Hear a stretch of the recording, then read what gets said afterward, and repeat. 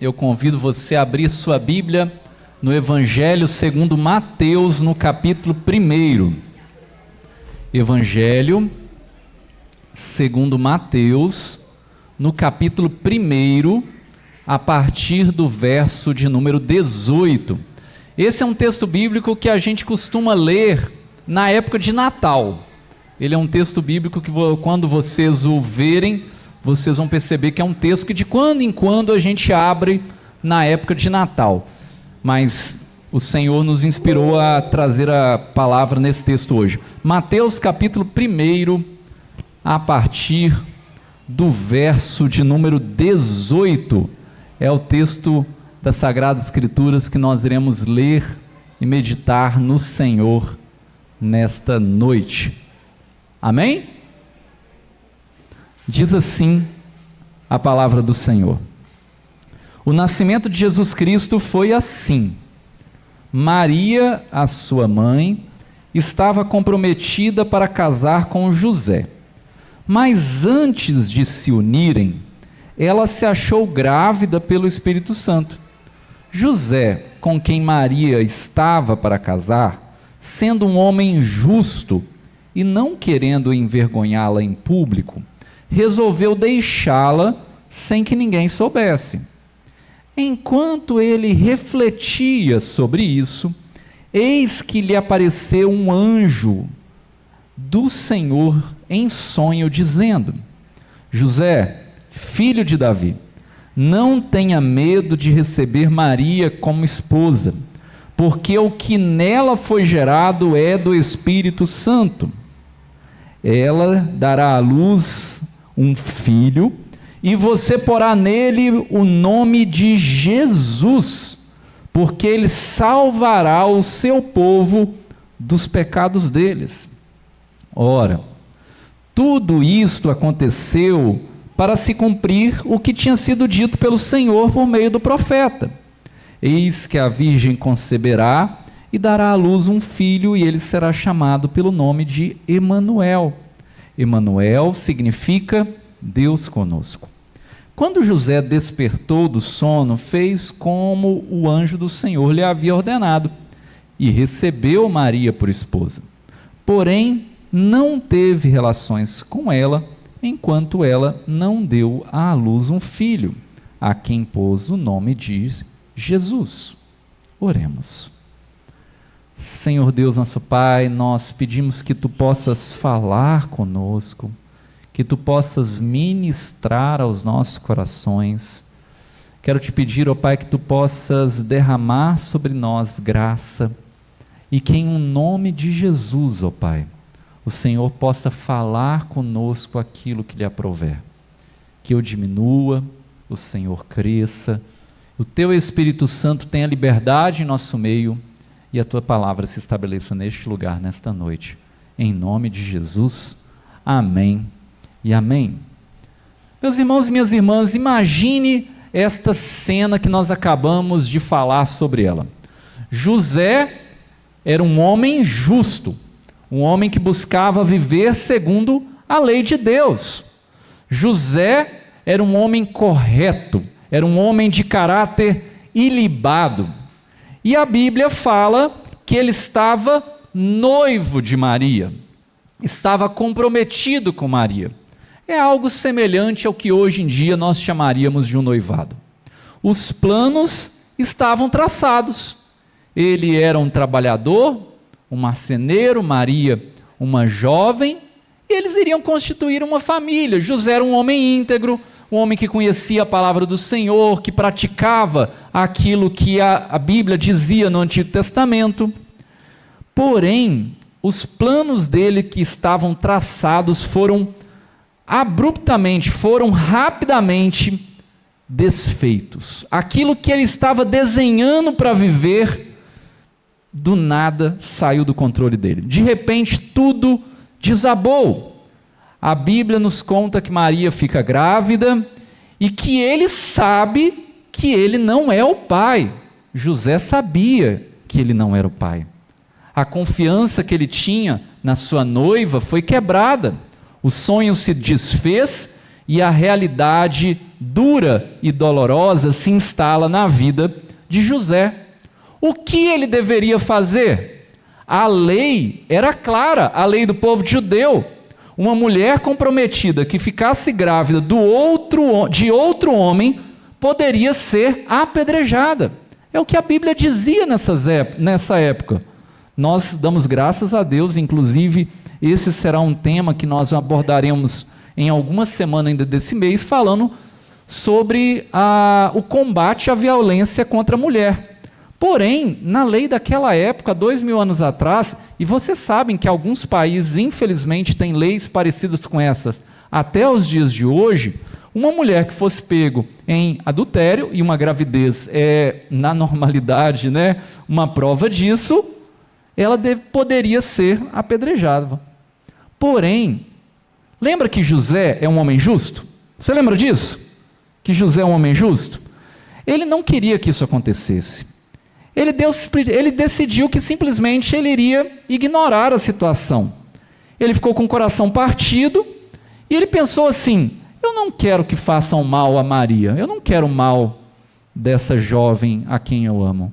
Eu simplesmente vou me afastar, vou desfazer o noivado sem grandes notícias e vou deixá-la seguir a vida dela, mas não vou acusá-la perante um tribunal, porque eu sei que se eu acusá-la perante um tribunal, ela pode ser apedrejada, eu não quero o mal dela.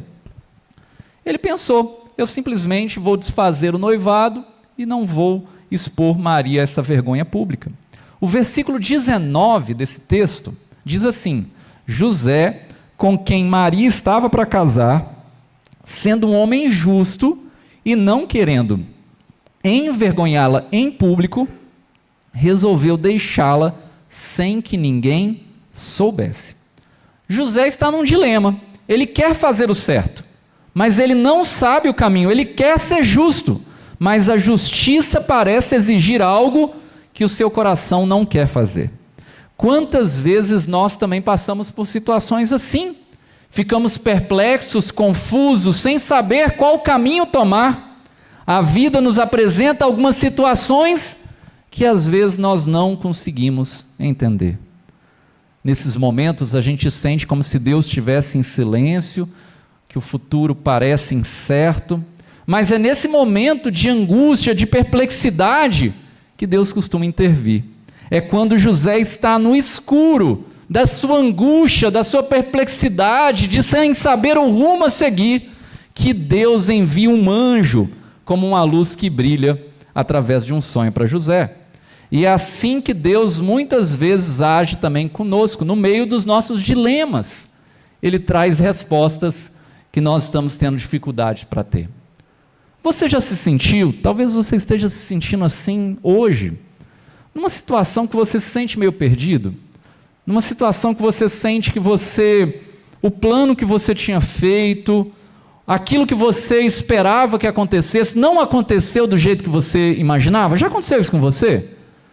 E aí, quando isso acontece, a gente é tomado por uma certa perplexidade, uma certa angústia, e nesse momento, Deus pode trazer respostas. Olha o que a Bíblia ela vai dizer no versículo 18 de Mateus 1.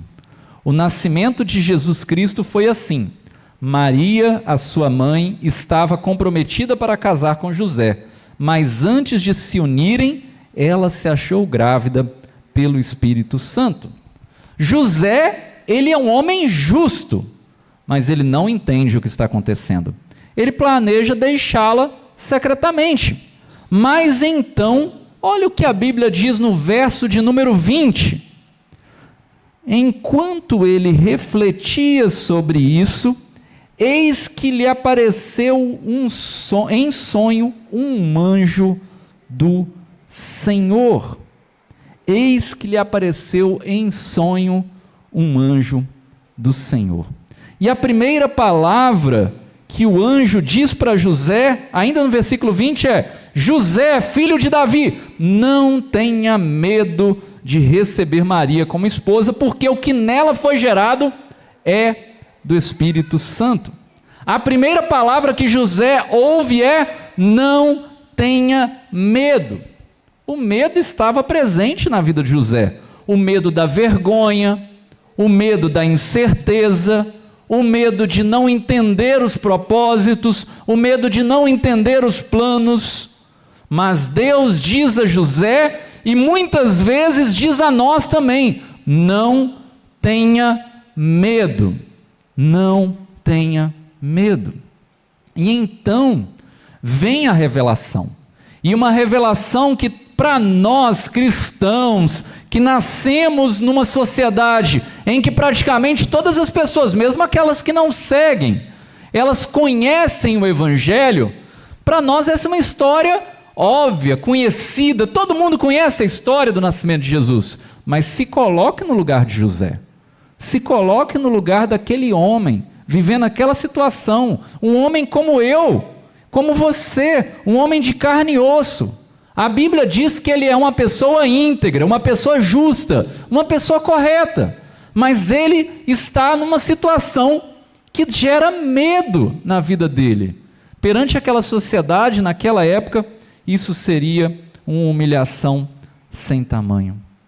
Porém, no versículo 21, a Bíblia diz: ela dará à luz um filho, e você porá nele o nome de Jesus, porque ele salvará o seu povo dos seus pecados. O nome é a missão. Eu sei que você e eu, provavelmente durante esse culto, a gente já falou a palavra Jesus algumas vezes, não é verdade? Nas músicas a gente fala de Jesus, clama Jesus, a gente fala o nome de Jesus cotidianamente, está certo, a Bíblia fala para que nós oremos em nome de Jesus, mas eu queria te fazer uma pergunta. Você sabe o que significa o nome Jesus? E aqui eu não estou inventando, aqui eu estou falando o fato de que os nomes muitas vezes costumam ter significado. Por exemplo, Rafael, El final de Deus, Rafa cura, Deus cura, não é isso?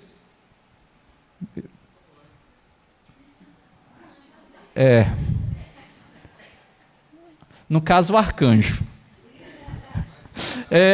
Mas, não é verdade? Os nomes costumam ter significado. O que o nome Jesus significava? O nome Jesus, gente, ele tem a mesma origem no Antigo Testamento da palavra Josué. Josué e Jesus são nomes que têm jeitos diferentes, mas significam a mesma coisa. Não, pastor, que trem esquisito, não faz sentido isso. Faz sim, a gente tem isso até os dias de hoje, deixa eu te explicar. Meu nome é Lucas, meu nome significa luz.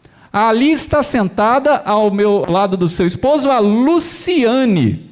Luciane vem de Lucano, Lucano vem de Lucas, significa luz também. Percebe?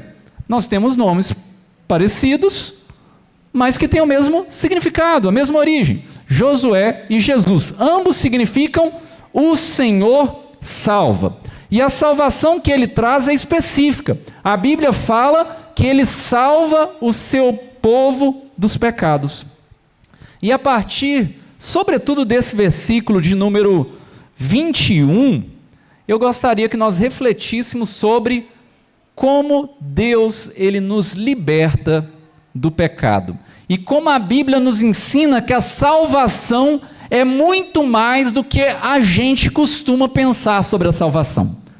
Geralmente a gente pensa em salvação apenas como levantar a mão e falar assim: eu aceito Jesus como meu Senhor e Salvador. Está certo? Está certo? Está certo.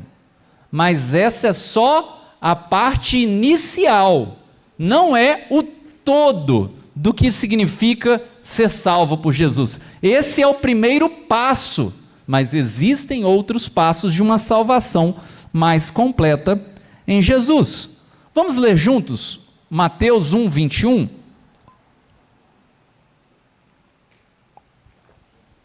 A Adriane apontou para frente, quer dizer que está atrás de mim. Vamos ler? Ela dará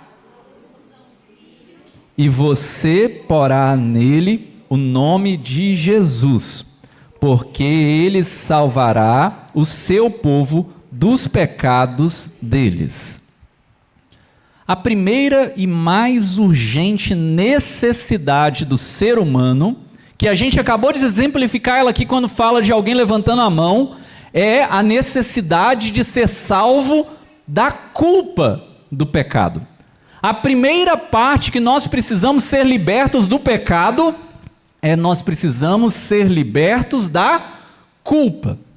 Essa é a primeira parte. E geralmente nós cristãos falamos disso com relativa normalidade.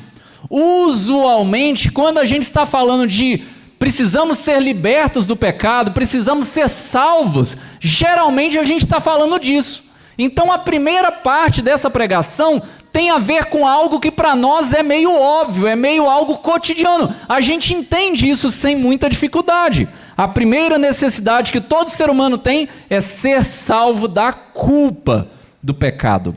O anjo não disse que Jesus salvaria o povo, observe isso. O anjo não disse que Jesus falou que Jesus salvaria o povo das dificuldades. A Bíblia não diz que Jesus salvaria o povo dos inimigos do Império Romano. A Bíblia não diz sequer que Jesus iria salvar o povo da pobreza. Percebe isso? A Bíblia não fala aqui que a gente não passaria por dificuldades materiais. A Bíblia não diz isso aqui. A Bíblia não fala que nós não teríamos dificuldades.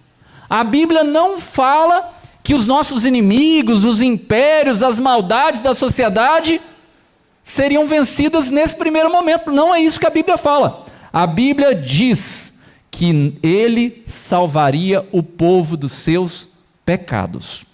Porque o pecado é a raiz mais profunda dos problemas do ser humano.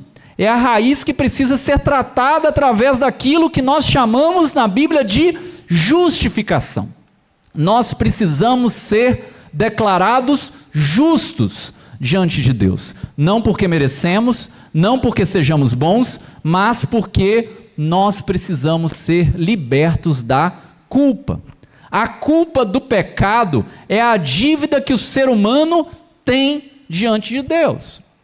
E aí talvez você fale assim, teve uma vez que eu estava conversando com uma pessoa, eu não lembro em qual contexto, que ela falou algo mais ou menos assim, eu acho esse negócio de pecado original, de que todo ser humano herdou o pecado, esse negócio não faz sentido, isso não é justo. Aí, sempre que alguém me questiona sobre isso, sobre essa questão do ser humano meio inata de tendência ao mal, de tendência ao pecado, eu sempre falo o mesmo exemplo, que para mim é o que mais explica isso. Gente, você precisa ensinar a uma criança ela ser invejosa? Você precisa ensinar uma criança ela mentir? Você precisa ensinar uma criança ter egoísmo? De verdade. Quem aqui já conviveu com criança até os 5 anos de idade, 6 anos para baixo? Já. A criança aprende isso com outro ou nasce desse jeito? Muita gente fala assim, não, ela aprende isso na escola. Que aprende na escola, gente? Antes da criança ter chance de ir para a escola, a criança já tem essas tendências humanas. Estou falando mentira, Marina? Você que é mãe de menino pequeno? É verdade. O fato é, nós herdamos essa culpa. É lógico, gente, vamos ser justos. Vamos ser justos. Na idade de uma bebezinha, elas não são culpadas diante de Deus. Por que elas não são culpadas? Porque elas não têm consciência. Porque elas fazem sem saber o que estão fazendo. E ninguém pode ser culpabilizado por algo que ele não tem consciência que ele está fazendo. Não é verdade? Então, apesar de mesmo as crianças já terem tendência à raiz pecaminosa, elas são inocentes. São inocentes porque elas não têm ainda a compreensão. Mas fica tranquilo. É só a criança começar a virar adolescência que ela passa a entender o que ela está fazendo e aí ela passa a conseguir ter a culpa por ela mesma. Estou mentindo? É triste falar isso, mas é verdade. É por isso que a igreja está aí há 2000 anos anunciando a salvação para pecador. Porque não é difícil, meu irmão e minha irmã, nós sinceramente nos olharmos diante de Deus e percebermos, a gente é pecador. A culpa do pecado é a dívida que o ser humano contraiu diante de Deus. O pecado não é apenas um erro ou uma falha moral. O pecado é uma transgressão da lei do Senhor. E a transgressão produz uma culpa objetiva, uma dívida real. O apóstolo Paulo declara em Romanos, pois todos pecaram e carecem da glória de Deus, e também completa em Romanos capítulo 6, o salário do pecado é a morte. A Bíblia deixa claro, nós temos uma culpa objetiva diante de Deus. O que é uma culpa objetiva, né? Eu não vou me aventurar muito nos termos, porque eu sei que nós temos aqui as irmãs que são do direito, e eu posso usar algum termo impreciso. Mas culpa objetiva é aquela que não depende de opinião, é aquela que não depende do ponto de vista. Ela é o que ela é um fato, é factual, é real. Nós somos culpados diante de Deus. E por causa disso, nós não temos condição de pagar essa culpa. Não importa quantas boas obras eu e você façamos, quantas promessas nós façamos, quanto nos esforcemos por nós mesmos, a dívida permanece, a sentença permanece, a consciência, como testemunha, nos acusa. A lei, como juiz, nos condena. Nenhum esforço humano pode remover a culpa. Pastor, mas que pregação é essa? Você está 5 minutos falando que eu tenho culpa, eu tenho culpa, eu tenho culpa. Não, calma. Eu preciso te mostrar o tamanho do seu problema para depois mostrar o tamanho da solução. Porque senão a gente cai numa coisa que é muito comum na nossa sociedade hoje em dia, de uma certa... Como eu posso tentar dizer isso também? Porque tem profissional da psicologia, então também tomar cuidado, né, com os termos, porque senão a gente é impreciso. A gente tem uma tendência hoje a psicologizar as coisas da fé. E a gente vai substituindo palavras que são bíblicas por palavras que não são bíblicas. Então, por exemplo, o importante, o pecado é uma forma de você se desconectar de você mesmo. Não, gente, o pecado é uma transgressão contra Deus. Como consequência, você está fora do propósito, como consequência, você está fora do centro, mas é, antes de tudo, uma transgressão contra Deus, objetivamente, biblicamente falando. Mas aí vem a boa notícia, aí vem o Evangelho.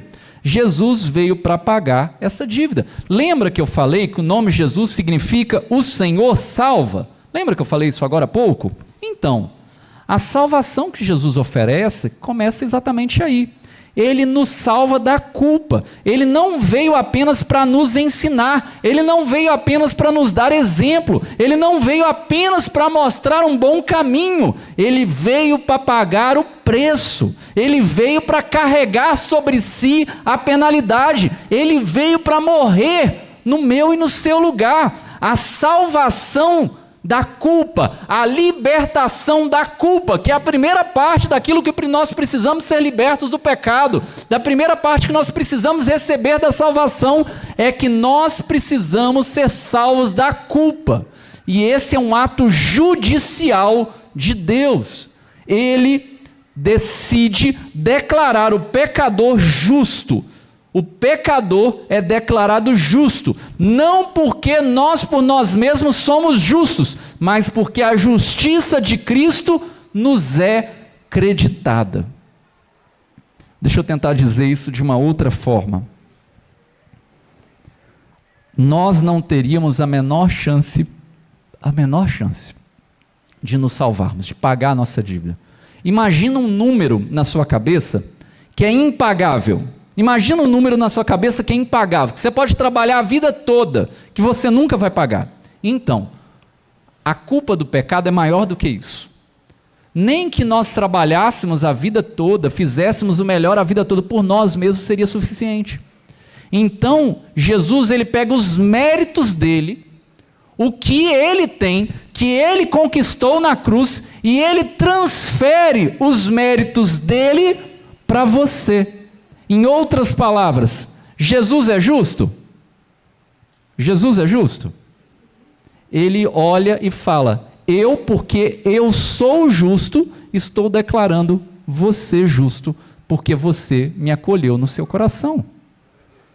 Eu sei que esse papo é um papo meio teológico, mas a gente precisa entender a seriedade da culpa do pecado. A única forma de nós sermos salvos e libertos da culpa é com Deus nos declarando justos.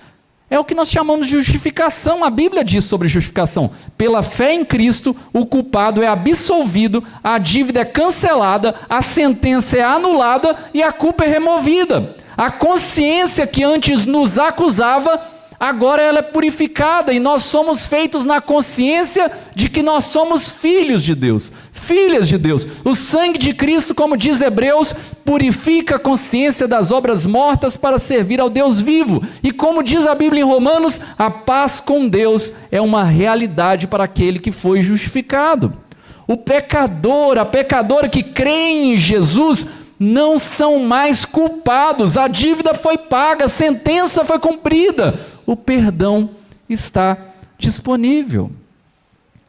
Irmãos, quantas pessoas carregam o peso da culpa por anos, por décadas, uma vida inteira, culpa por erros do passado, por palavras que machucaram, por escolhas que destruíram às vezes relacionamentos, culpa que não se vai, que não se resolve, que pesa como se fosse uma âncora na alma, uma âncora segurando a vida da pessoa, culpa que faz a pessoa acreditar que Deus não pode perdoá-la, ou que Deus não quer perdoá-la.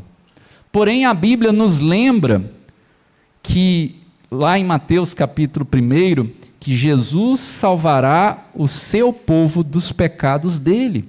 Isso inclui a culpa. Isso inclui o perdão. O sangue de Jesus é suficiente para limpar qualquer pecado. A graça de Deus é maior que a sua falha e do que a minha falha. Não há pecado que o amor de Deus não possa alcançar. Não há culpa que o sangue de Jesus não possa lavar. A salvação, no seu aspecto da culpa, não é um sentimento.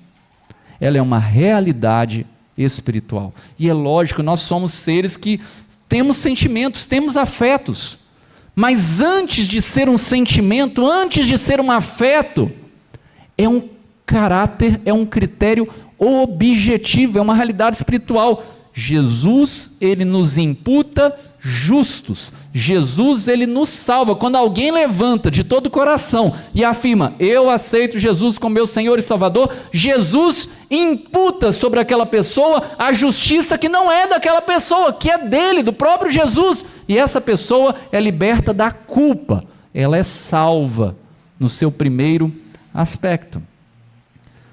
Você e eu podemos ser perdoados, a dívida é paga, a sentença é cumprida e a culpa é removida. Jesus, porém, não nos liberta apenas da culpa do pecado. E esse talvez seja uma das maiores más compreensões presentes entre os cristãos nos dias de hoje. O que eu falei até aqui, de forma geral, quase todas as pessoas que frequentam uma igreja há algum tempo já ouviram isso 1, 2, 3, 5, 10 vezes. E elas já entenderam que em algum momento elas precisam aceitar Jesus como seu Senhor e Salvador. As pessoas de forma geral, infelizmente nem todas de fato se convertem, mas de forma geral elas entendem essa primeira parte. Só que um erro muito sério, que às vezes nós mesmos que somos cristãos, nós cometemos, é de acharmos que a salvação e aquilo da qual Jesus quer nos libertar acerca do pecado tem a ver apenas com a culpa. A culpa é o primeiro estágio, mas ele não é o estágio final. A culpa é o primeiro passo, é como se fosse o cartão de entrada. Agora você pode entrar na família. É um ingresso para você entrar no reino dos céus. Mas não é apenas isso. Olha o que a Bíblia diz a partir do verso de número 22. Ora, tudo isto aconteceu para se cumprir o que foi dito pelo Senhor por meio do profeta. Eis que a virgem conceberá e dará à luz um filho, e ele será chamado pelo nome de Emanuel. E Emanuel significa? Emanuel significa Deus conosco. Lembra que eu falei do nome do réu, do Rafael? Sempre que você vê esse final El, é Deus em hebraico. Emanuel, então, Deus conosco. O Evangelho de Mateus insere aqui uma citação do profeta Isaías. O que você acabou de ler, o que nós acabamos de ver, é o evangelista Mateus citando Isaías capítulo 7. A profecia não é apenas sobre o nascimento de Jesus, é sobre a sua identidade e a sua obra. Não apenas sobre um Deus está acima de nós, ou Deus está longe de nós, ou Deus está no trono. A Bíblia fala que a identidade do Cristo tem a ver com Deus conosco. Deus, ele está no meio do seu povo. Deus não é apenas aquele que se senta no seu alto e sublime trono, ele também é esse. Mas ele, Jesus, o Emanuel, é o Deus conosco, é o Deus que caminha com o seu povo. Ele habita no meio do seu povo. E por que isso importa para a salvação? Porque se primeiro aspecto da salvação é ser liberto da culpa, o segundo aspecto da salvação e, consequentemente, da libertação do pecado, tem a ver com ser liberto do poder do pecado. Já que o Felipe usou isso no início do culto, então esse culto está autorizado a falar isso. Fala para o irmão que está do seu lado. Eu estou falando sério. Calma. A primeira parte da salvação é ser liberto da culpa. A segunda parte da salvação é ser liberto do poder do pecado. Eu também odeio isso. Mas no dia que eu converti, Deus usou a Soraya Juncker para falar a gente repetir. Lembra disso, Jaque? Ela mandava repetir. Eu odeio isso até hoje. Mas desde então eu percebi que Deus usa isso às vezes para falar no coração de alguém que está com coração duro. A primeira parte é que nós precisamos ser libertos da culpa. A segunda parte é que nós precisamos ser libertos do poder. Por que precisamos ser libertos do poder do pecado? Porque para libertar alguém da escravidão, você precisa entrar naquela cela onde a pessoa está.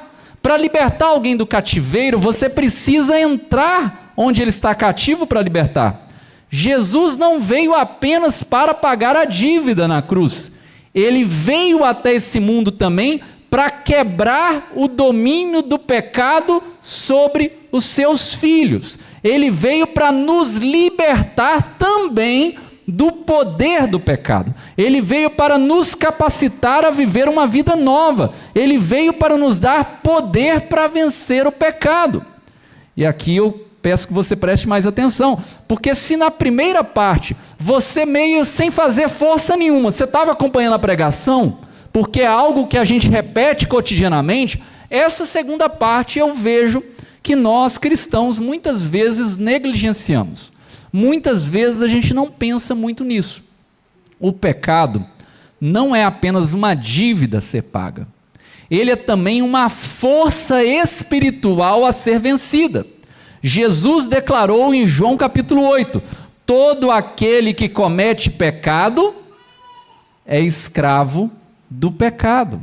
O pecado, ele escraviza, ele domina, ele aprisiona, ele controla. A salvação do poder do pecado é a obra do Espírito Santo que nos liberta do seu domínio.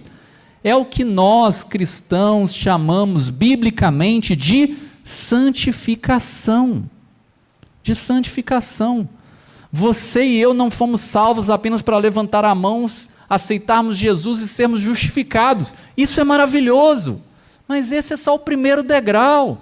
O segundo degrau é andar numa vida de santificação para que nós sejamos gradativamente, pelo poder de Deus, pela graça de Deus, libertos do poder, do domínio do pecado.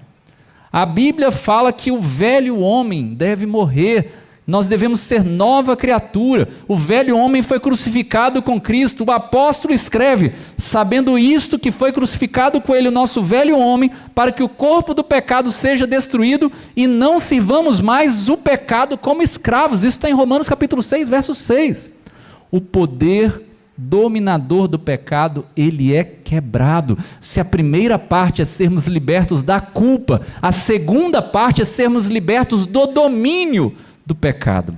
O Espírito Santo passa a habitar na vida do crente, capacitando-o a viver uma vida em consagração para Deus. Mas aqui há uma distinção importante que nós precisamos fazer. A gente precisa distinguir, diferenciar entre o pecado voluntário, que é aquele que nós cometemos com plena consciência e deliberação, e o pecado involuntário, aquele que procede da nossa ignorância, da nossa fraqueza ou de falhas não intencionais. O pecado voluntário, aquele que eu escolho fazer, ele é uma escolha clara de desobediência em relação a Deus. E é deste pecado voluntário que nós devemos ser libertos do domínio do pecado. Porque, fala a verdade, não precisa falar com quem está do seu lado agora não. Fala só com você mesmo aí na sua cabeça. Tem hora que você e eu, a gente sabe que vai pecar e escolhe pecar. Estou mentindo?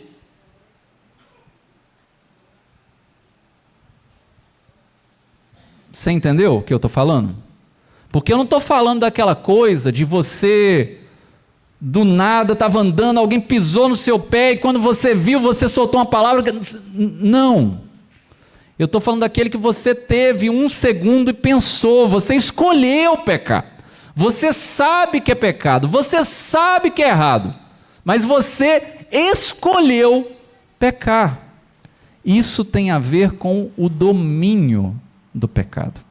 E esse domínio, nós que somos cristãos, nascidos de novo, nós não devemos viver nessa prática cotidiana, dominados como escravos do pecado.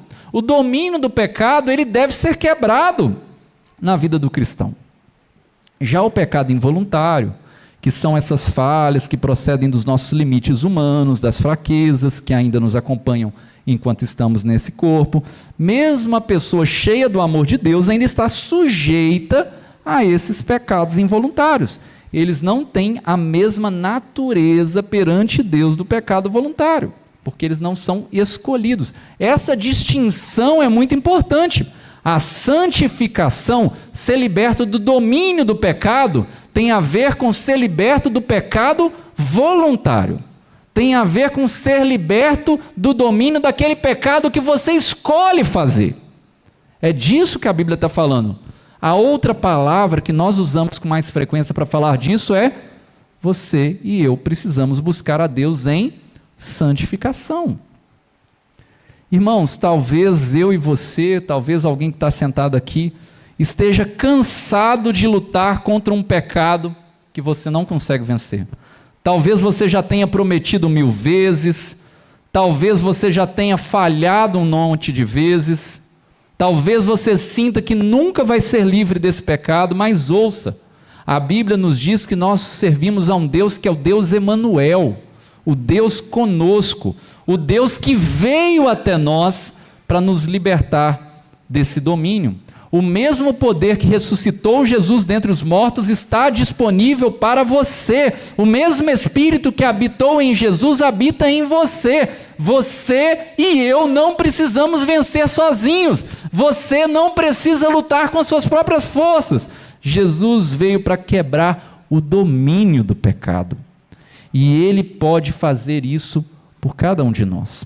A luta contra o pecado voluntário é vencida pela fé e pela obra do Espírito Santo. E as fraquezas involuntárias são cobertas pela graça. A gente falou da primeira parte. Eu e você precisamos ser libertos da culpa do pecado. Segunda parte, eu e você precisamos ser libertos do domínio do pecado. Mas existe ainda uma possibilidade, infelizmente, muito rara, não porque não esteja disponível, não porque não seja possível, não porque biblicamente não esteja prometido, mas porque raramente alguém se dedica nessa quantidade na busca ao Senhor. Se a primeira parte é ser liberto da culpa, a segunda parte é ser liberto do domínio, a terceira parte é ser liberto da presença desse pecado voluntário. Olha o que a Bíblia diz. Quando José despertou do sono, versículo 24, fez como o anjo do Senhor lhe havia ordenado e recebeu Maria por esposa. Porém, não teve relações com ela enquanto ela não deu à luz a um filho, a quem pôs o nome de Jesus. José, ele obedeceu. Ele acordou e simplesmente fez o que o anjo mandou. Recebeu Maria e deu o nome de Jesus para aquele menino. A obediência de José é um exemplo prático do que significa receber a salvação. Ele não discutiu com Deus, ele não pediu mais explicações, ele simplesmente obedeceu. E note o detalhe final. José, ele abriu mão do seu desejo humano para estar no propósito de Deus. Isso não é apenas um detalhe histórico que a Bíblia conta, é uma lição espiritual. José estava disposto a esperar, confiar e obedecer. Ele colocou o propósito de Deus acima dos seus próprios desejos. A presença de Jesus transformou a vida de José, e a presença de Jesus deve transformar a minha e a sua vida também. O que começa com a justificação, com a salvação da culpa, e continua na santificação, na salvação do poder do pecado, deve culminar, deve levar à salvação que nos liberta da presença dos pecados voluntários, não dos involuntários. A salvação, e esse último estágio, como eu disse, é muito raro, infelizmente. A salvação da presença do pecado é obra do Espírito Santo, não do esforço humano, que purifica no coração aquela tendência de sempre estar imerso no pecado. Pastor, o que significa andar de forma perfeita diante de Deus? Porque talvez a gente vá tentando explicar isso de forma complicada, mas a Bíblia diz isso de forma simples. O que significa andar de forma perfeita diante de Deus? Amar o Senhor, seu Deus, de todo o seu coração, de toda a sua mente e de todo o seu entendimento, e amar ao seu próximo assim como a você mesmo. É isso que a Bíblia diz, nada mais do que isso. Uma outra forma que nós poderíamos chamar esse estágio, o último estágio daquilo que o pecado deve ser liberto das nossas vidas através da salvação, a gente poderia chamar de perfeição em amor. A remoção dessa inclinação deliberada para o mal e o enchimento do coração com esse amor perfeito. Esta é uma experiência disponível aos cristãos, pela fé, mediante a graça, e que pode e deve ser buscada nessa vida. Um amor humilde, gentil e paciente a Deus e ao próximo, governando nossas emoções, nossos afetos, palavras e ações. E, infelizmente, poucos estão nesse nível de consagração espiritual. Poucos estão nesse nível de consagração espiritual. Pastor, você se considera nesse nível de consagração espiritual? Não, não me considero. Não me considero. Mas o fato de eu não ter conseguido ainda não significa que não me exista. O fato de eu não estar conseguindo ainda não significa que Deus não pode fazer o que Ele prometeu que pode fazer. Pastor, mas isso é muito radical. Meu irmão, minha irmã, o amor perfeito, o amar a Deus de todo o coração, de toda a mente, consagrar com todas as nossas forças, e isso tem a ver com algo que está na Bíblia, lá no Antigo Testamento, e que o Novo Testamento repete. Olha o que a Bíblia diz, se a Regis puder projetar, em 1 Pedro 1,15. 1 Pedro 1,15.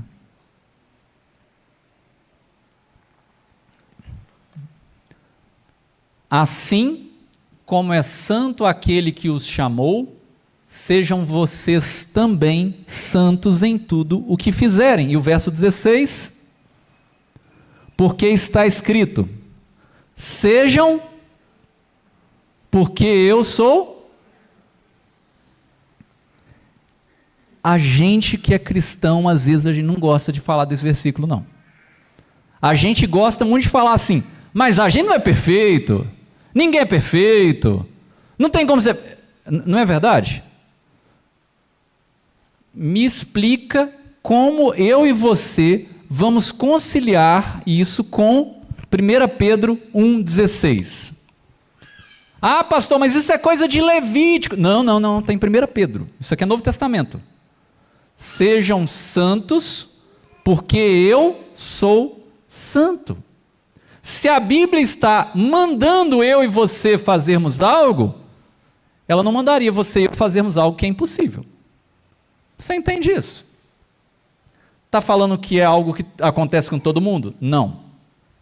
Está falando que é algo fácil? Não. Mas está falando que é algo possível. E aqui a gente precisa distinguir esses estágios da salvação. Se num primeiro estágio a salvação é a salvação da culpa, porque ele imputa que eu sou justo, e a segunda parte é a salvação do domínio do pecado, a terceira parte, meus irmãos e minhas irmãs, é ser salvo da presença de ficar pecando e pecando e pecando. Pastor, você já conheceu alguém assim? Que você olhou e falou assim, nossa, essa pessoa vive uma vida realmente santa. Não santa pelos próprios méritos, santas diante de Deus. Eu já conheci. Algumas pouquíssimas pessoas, geralmente em avançada idade. Não sei se você já teve essa experiência.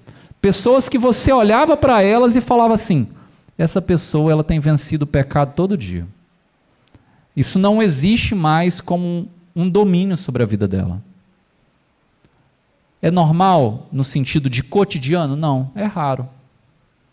Mas se a Bíblia fala que é possível, por que a gente não vai pregar no púlpito? Entende? Para encerrar a pregação. Pensa bem. Pastor, mas eu só quero ser salvo da culpa, porque eu quero entrar no céu. É isso que me importa. Você está certo, do ponto de vista da primeira parte. Mas, por acaso, se você pudesse escolher um carro com direção hidráulica, com câmbio automático, com ar-condicionado, com massagenzinha nas costas, né? Não tem uns carros agora que estão fazendo até café, né? Você iria escolher um carro pé duro? Não, uma pergunta sincera. Você escolheria? O Bruno escolheu. Mas é porque, né, você é jovem, você tem que passar por perrengue. Depois que você for médico, você não vai andar de carro assim não, pode saber. Vai ser o seu terceiro carro, só para guardar lembrança. Gente, se você pode ter algo a mais, não faz sentido você escolher não ter aquele algo, entende? Você pode até não usar, mas escolher não ter é estar aquém daquilo que a salvação é. Você e eu fomos, diante da Bíblia, apresentados a sermos libertos da culpa, do domínio e da presença do pecado voluntário. Por mais que, às vezes, a gente já se contente apenas com ser liberto da culpa, não seja contente só com ser liberto da culpa, não. Vai para o próximo passo. A gente precisa buscar viver uma vida de santidade. E quando eu começo a entrar em crise com isso, porque não é fácil, eu lembro de 1 Pedro 1,16. Sejam santos, porque eu sou santo. E assim, vocês já perceberam o meu jeito, né? Eu já estou aqui há algum tempo, vocês já me conheceram o suficiente. Gente, eu já fui nesse texto no original, já tentei entender, já tentei interpretar, mas realmente sejam santos, porque eu sou santo significa seja santo porque eu sou santo. Ele diz o que ele diz mesmo. A tradução está certa. A palavra lá é hagios. Hagios é santo, não tem outra palavra para traduzir. Porque tem umas que tem outra palavra ainda. Essa não tem. Sejam santos porque eu sou santo. Meu irmão, eu não sei se essa pregação de alguma forma toca no seu coração, mas eu queria te desafiar, como eu me senti desafiado por essa palavra, a buscar viver uma vida de mais santidade, viver uma vida mais consagrada diante de Deus.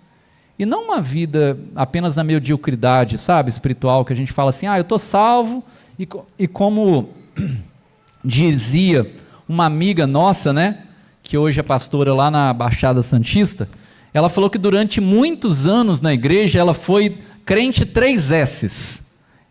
Aí eu falei, crente 3S? Eu nunca ouvi falar nisso. Ela falou, não, salva, sentada e sossegada. Então ela falou que muitos anos na vida dela ela foi essa pessoa, salva, sentada e sossegada. O que é uma pessoa salva, sentada e sossegada? É a pessoa que acha que salvação e libertação do pecado é só a primeira parte, ser liberto da culpa. Aí foi liberto da culpa, eu não estou culpado diante de Deus, eu vou para o céu, se eu morrer hoje está tudo certo. Salvo, sentado e sossegado, não é isso que Deus tem para você apenas. Deus quer te libertar, Deus quer me libertar do domínio do pecado. Você não precisa ser escravo do pecado, você não precisa ser escravo disso que te aprisiona. Deus quer te libertar disso também, a salvação é para isso também. Ele não quer que o pecado voluntário seja presente na sua vida. É uma caminhada fácil? Não. Mas pela fé, mediante a graça, se Ele promete e se Ele ordena, sejam santos, porque eu sou santo, eu creio que Ele é fiel para cumprir.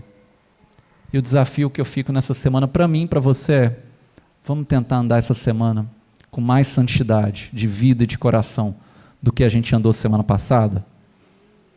Amém?